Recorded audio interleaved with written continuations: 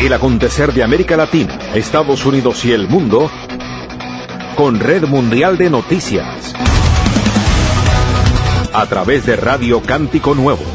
Red Mundial de Noticias con Johnny Romero. Comienza ahora. Hola, ¿qué tal? Aquí está la información en Red Mundial de Noticias. Aquí están los titulares de las más importantes noticias ocurridas en el mundo hasta este momento. El juicio contra el acusado Álvaro Uribe Vélez en Colombia se reanudará este viernes tras fallo judicial. Nicolás Maduro a Marco Rubio: a Venezuela no se le amenaza. Ex jefe de la policía del Perú confirma que Castillo le ordenó cerrar el Congreso. Corte Suprema de Guatemala rechaza apelación del periodista encarcelado Zamora. México recibe a Noen. Primera visita de alto cargo de Trump entre tensión bilateral. Rubio dice que la política exterior de Estados Unidos va a cambiar y quiere un Caribe estable. Operativo de patrulla fronteriza en autopista deja 25 inmigrantes detenidos en Mississippi. Canadá anuncia: el tiempo de la cooperación estrecha con Estados Unidos se terminó. Aquí están las noticias. Atención, el nuevo ministro canadiense Mark Carney anunció que hablará con el presidente de Estados Unidos Donald Trump en un día o dos por pedido del mandatario estadounidense, y señaló que su vecino ya no es un socio confiable.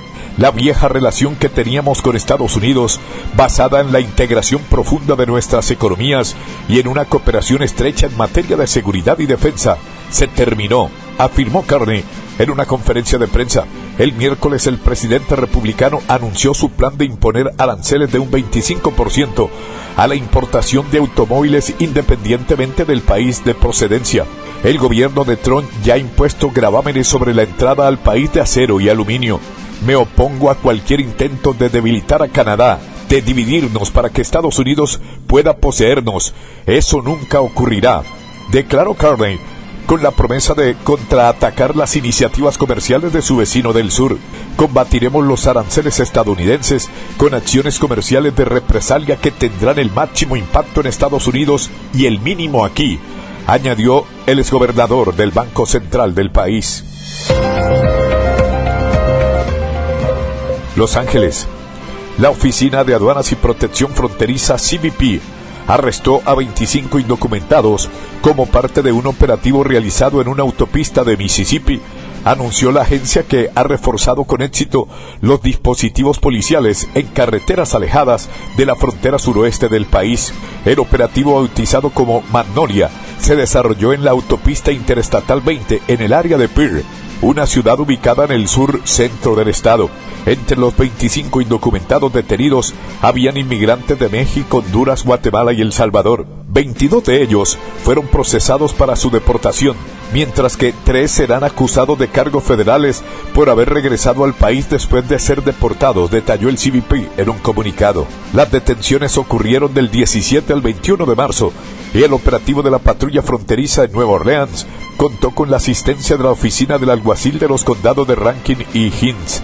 Estas operaciones fortalecen y mejoran la seguridad fronteriza de nuestra nación, declaró Adam Calderón, jefe interino de la patrulla fronteriza de Nueva Orleans.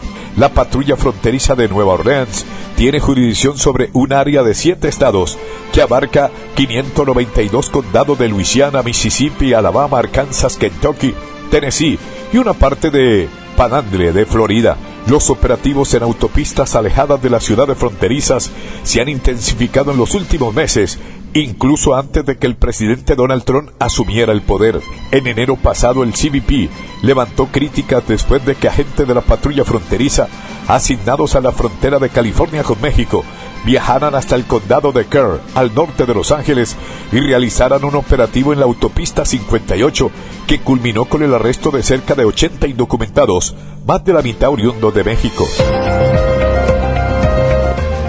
Washington.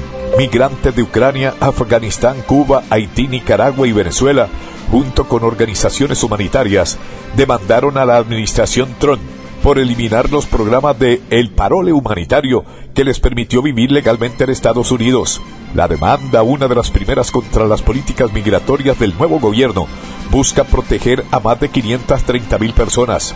Washington advirtió que el beneficio expirará el 24 de abril, un giro inesperado. A finales de febrero de este año, un grupo de ciudadanos inmigrantes en Estados Unidos presentó una demanda contra la administración de Donald Trump por la eliminación de un mecanismo legal utilizado durante décadas para permitir la entrada temporal de personas provenientes de países en conflicto o en crisis políticas.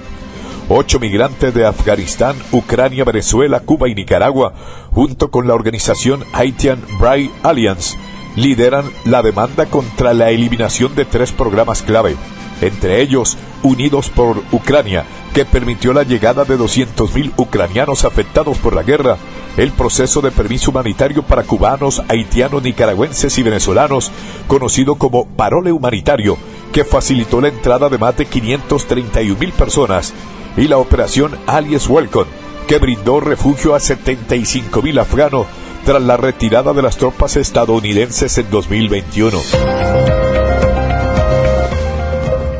Austin, Texas. Un juez federal reprendió al gobierno del estado de Texas por mantener a los prisioneros retenidos en cárceles sin aire acondicionado, aunque se abstuvo de ordenar una solución antes de que lleguen los meses de verano, en los que se ha convertido en una de las demandas más grandes del país en torno a la seguridad de los reclusos en condiciones de calor extremo.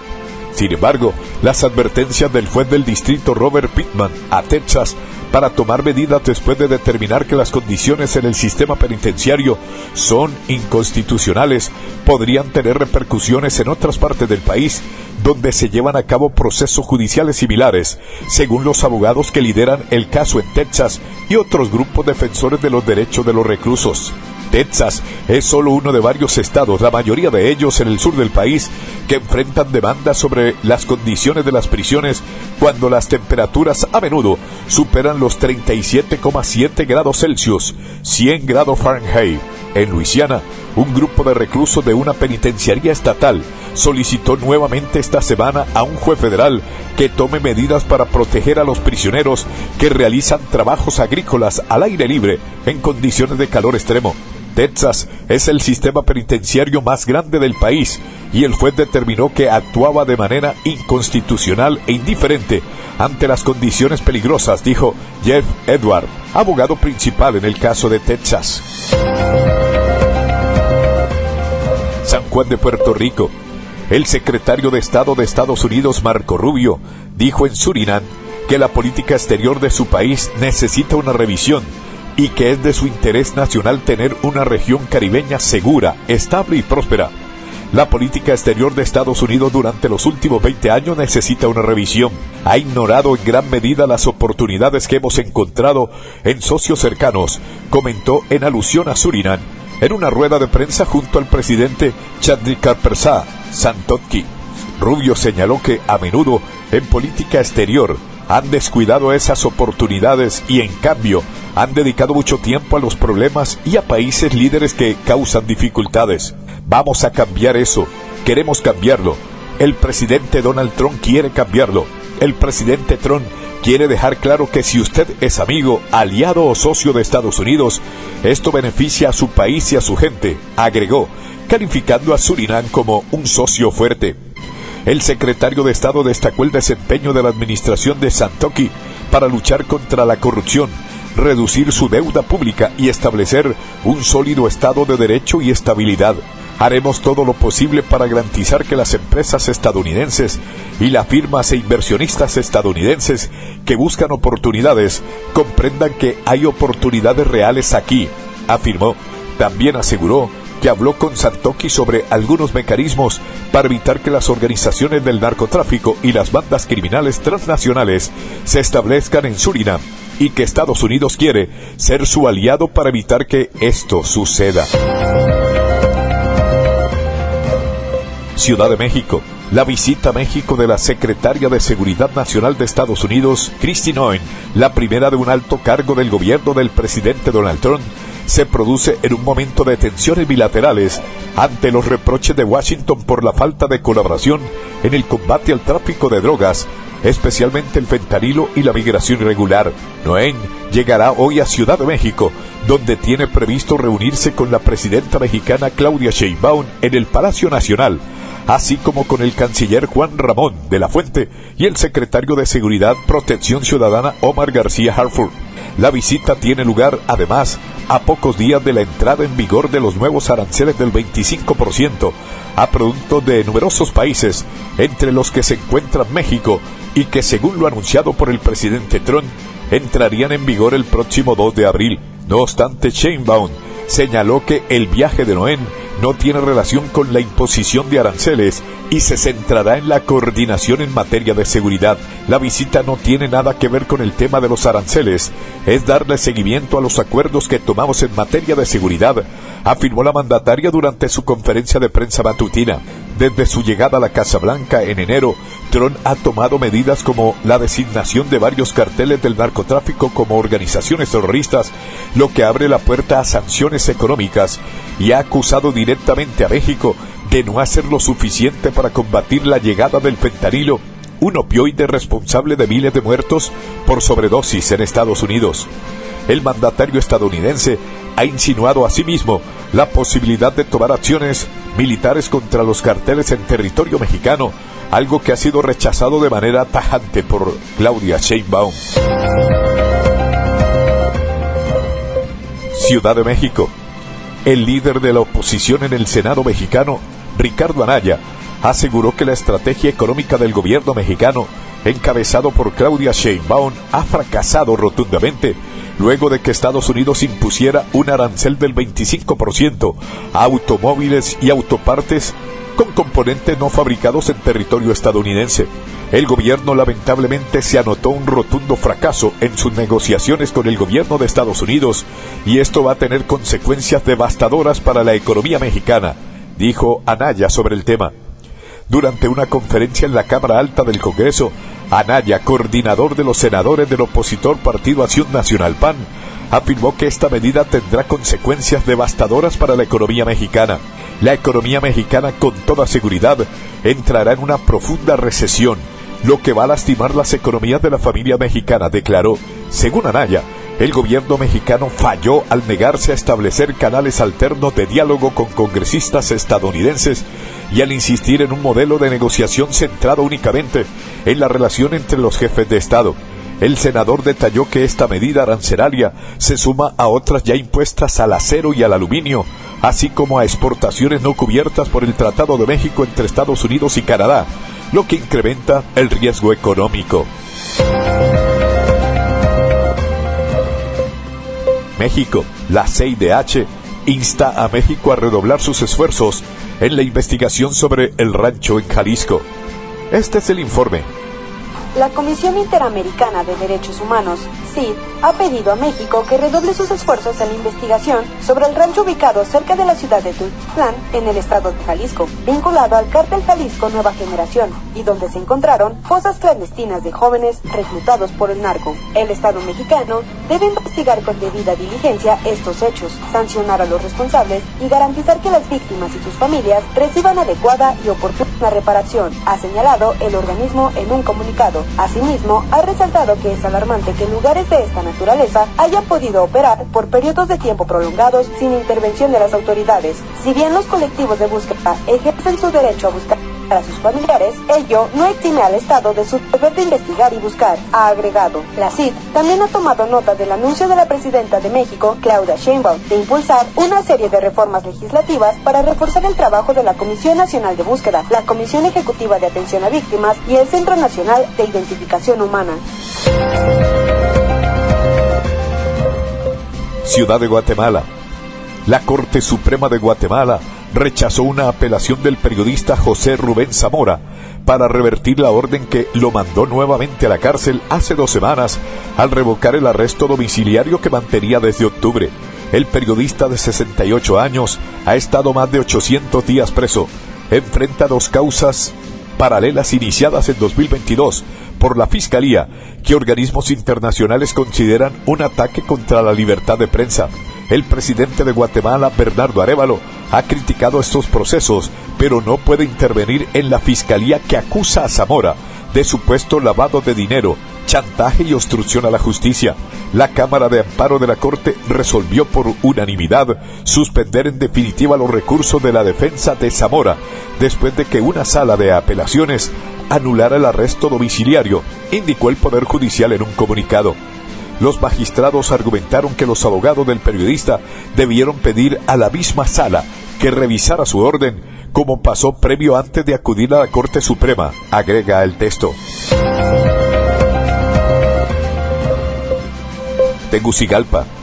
Cientos de opositores marcharon en la capital de Honduras en rechazo al gobierno izquierdista de Xiomara Castro y su Partido Libre, a los que acusan de querer perpetuarse en el poder. La oposición señala a Libre de promover el socialismo del siglo XXI del fallecido mandatario venezolano Hugo Chávez y de querer seguir en el poder mediante un fraude electoral. Castro se convirtió en 2022 en la primera mujer en llegar a la presidencia en Honduras. Es aliada de su par venezolano Nicolás Maduro, el heredero político de Chávez, quien transita un tercer mandato entre denuncias de fraude. Aquí no es Venezuela, coreaban los manifestantes vestidos con camisas blancas y con banderas en mano, quienes caminaron hacia la sede del Consejo Nacional Electoral. Los hondureños han salido a las calles ante una llamada espontánea. El pueblo está cansado de Libre, la gente quiere elecciones, quiere democracia, declaró el jefe de la bancada de diputados del derechista Partido Nacional PN, Tomás Zambrano. Venimos a pedir elecciones porque Libre quiere quedarse a la fuerza en el poder, afirmó. Ciudad de Panamá. La concesión del salvoconducto para que el expresidente panameño Ricardo Martinelli abandone la embajada nicaragüense, donde se refugió hace más de un año para evitar ser encarcelado por un caso de blanqueo de capitales y viaje a Nicaragua, tomó por sorpresa a Panamá y ha generado una lluvia de reacciones, muchas de rechazo. El primer sorprendido ha sido el propio expresidente, un magnate de 73 años que apadrinó al actual gobernante de Panamá, José Raúl Mulino, quien fue su ministro de Seguridad y le llamaba amigo durante la campaña proselicista que lo llevó al poder en 2024. Ahora me dan esta sorpresa que estamos analizando para ver qué decisión tomamos, dijo en un mensaje en redes sociales Martinelli, poco después de que el canciller de Panamá, Javier Martínez Hacha, anunciara el otorgamiento del salvoconducto y el plazo no prorrogable hasta el 31 de marzo para que viaje a Nicaragua. El portavoz de Martinelli y actual diputado a la Asamblea Nacional, parlamento de su partido realizando vetas, Luis Eduardo Camacho, dijo a la televisión local Telemetro que solo el expresidente decidirá sobre el salvoconducto otorgado, pero aseguró que no quiere irse de Panamá y que cree que debería estar en libertad porque fue condenado políticamente para inhabilitarlo. Lima. El excomandante general de la Policía Nacional del Perú, Raúl Alfaro, confirmó que el expresidente Pedro Castillo le ordenó por teléfono cerrar el Congreso y detener a la fiscal de la Nación General durante el fallido golpe de Estado el 7 de diciembre de 2022. Alfaro agregó ante el tribunal que procesa a Castillo por la presunta comisión del delito de rebelión que él dio la orden de detener a Castillo por considerar que había cometido un delito flagrante cuando dio un mensaje a la nación considerada golpista. El presidente me dice: general, cierre el Congreso, que salgan todos los que están adentro, no deje que nadie ingrese e intervenga a la fiscal de la nación y a la fiscalía, declaró Alfaro. El exjefe máximo de la policía agregó que Castillo también pidió que se incremente la seguridad a sus familiares y a las altas autoridades de su gobierno, como la primera ministra Betsy Chávez y el ex primer ministro Aníbal Torres, quien entonces era asesor del mandatario, y también son procesados por este caso. Yo le respondí: ¿cuál es el motivo para intervenir?, agregó Alfaro, antes de señalar que Castillo le dijo que esos detalles se los va a dar el ministro del Interior de ese momento, Willy Huerta. Agregó que luego le pidió a Alfaro que le explique los motivos de la petición del mandatario y este dijo: Alfaro, después hablamos. Estas afirmaciones generaron la reacción de Huerta, quien también está siendo procesado, y tildó a viva voz a Alfaro de mentiroso, lo que motivó la llamada de atención de los magistrados bajo la advertencia de que podía ser expulsado de la sala. Durante el interrogatorio, Alfaro dijo que el 7 de diciembre de 2022 estaba en su despacho a pesar de contar con licencia médica para estar restableciéndose de la COVID-19, y que comunicó a los altos oficiales que llegaron a ver lo que la Policía Nacional iba a respetar la Constitución. Añadió que, tras analizar el pronunciamiento del gobernante y revisar las normas legales, dio la orden de detener a Castillo por considerar que había cometido un delito cuando anunció que iba a cerrar el Congreso, intervenir la judicatura y gobernar por decreto. Evidentemente había un delito flagrante y quiebre de la Constitución, remarcó. Al ser interrogado por la defensa pública de Castillo, Alfaro dijo que no recuerda si cuando dio la orden de detención en pleno del Congreso ya había destituido al entonces mandatario, quien gozaba de inmunidad por su alto cargo. Alfaro se presentó ante un tribunal para ofrecer un testimonio que es considerado clave en el juicio abierto al expresidente peruano, acusado de rebelión en el fallido golpe de Estado de 2022. Castillo es acusado de los delitos de rebelión, abuso de autoridad y grave afectación de la tranquilidad pública, por lo que afronta un pedido de 34 años de prisión que ha hecho la Fiscalía por haber ordenado el cierre del Congreso y la intervención del sistema judicial, además de anunciar que iba a gobernar por decreto. Quito. El presidente del Ecuador y candidato a la reelección, Daniel Noboa, premió con un pago único extra de $507,06 a todos los policías y militares en servicio activo del país como compensación por su esfuerzo en la guerra que el mandatario le declaró a las bandas del crimen organizado, causante de la crisis de violencia extendida a nivel nacional. Noboa anunció esta compensación a través de 2 decretos publicados el miércoles, ya dentro del periodo de campaña electoral, donde el mandatario busca ser elegido para un mandato completo frente a la candidatura de la correísta Luisa González, su rival en la segunda vuelta que se celebra el 13 de abril. Los policías y militares en servicio activo en Ecuador bordean actualmente los 100.000 uniformados, de los que cerca de 60.000 pertenecen a la Policía Nacional y unos 40.000 integrantes de las Fuerzas Armadas en el conjunto de sus 3 institutos castrenses, Ejército, Armada y Fuerza Aérea. En Ecuador, el personal policial y militar se encuentra entre los grupos que no están obligados a votar, ya que prácticamente todos ellos están desplegados el día de la votación para resguardar los recintos electorales. Caracas.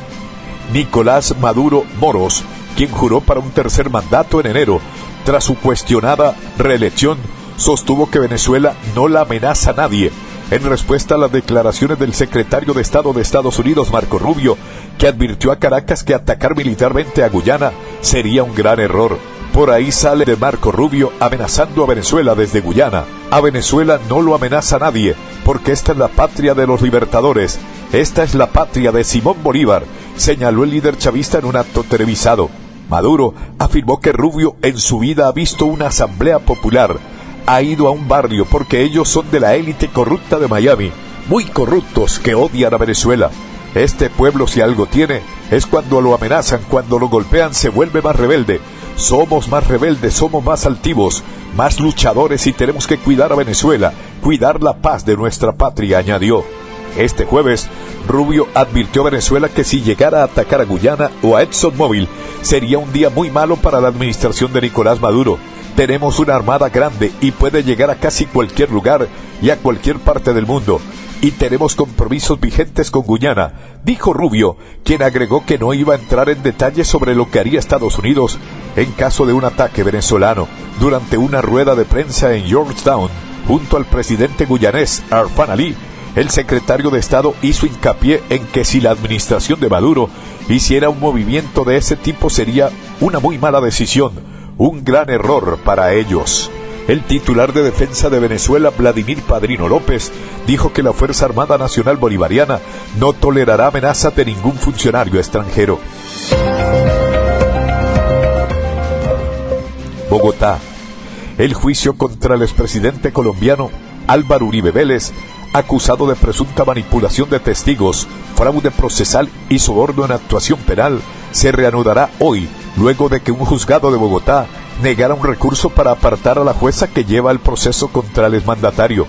La Corte Suprema de Justicia de Colombia ordenó la semana pasada suspender temporalmente el juicio debido a una recusación interpuesta por la defensa de Uribe, en la que argumentó en una tutela, recurso de amparo, que la jueza Sandra Heredia, quien lleva el caso, ha actuado de forma parcial contra el expresidente.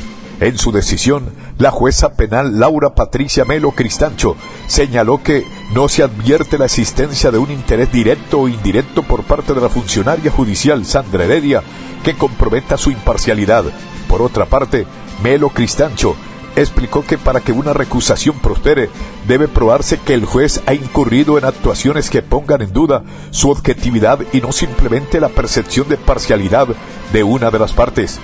En consecuencia, la audiencia de juicio contra Uribe se debe reanudar este viernes en el complejo judicial de Palo Quemao, en Bogotá. Bogotá. La secretaria de Seguridad Nacional de Estados Unidos, Kristi Noem, se reunió este jueves en Bogotá con el presidente colombiano Gustavo Petro, con quien trató asuntos migratorios y de seguridad en el cierre de una visita al país que afianzó la cooperación bilateral. Noem fue recibida por Gustavo Petro en la Casa de Nariño, sede del Ejecutivo, para una reunión de trabajo, en la que también estuvieron presentes los ministros de Relaciones Exteriores Laura Sarabia y de Defensa Pedro Sánchez Suárez, así como el consejero comisionado para la paz de Colombia, Oti Patiño, entre otros funcionarios. Según la presidencia colombiana, en la reunión fueron tratados temas claves en la relación bilateral, incluyendo seguridad, narcotráfico, migración y la repatriación de colombianos. El gobierno colombiano destacó que durante esta visita, primera de un funcionario estadounidense de alto rango de la administración del presidente Donald Trump, se firmó una carta de intenciones con el interés de avanzar en un mecanismo biométrico para fortalecer la información migratoria. Amigos oyentes, por el día de hoy llegamos al final de Red Mundial de Noticias. Mi amigo personal Federico Santiago y Johnny Romero les acompañamos. Les invitamos el próximo lunes a nuestra emisión diaria de noticias. Feliz fin de semana para todos. Hasta pronto. Bye.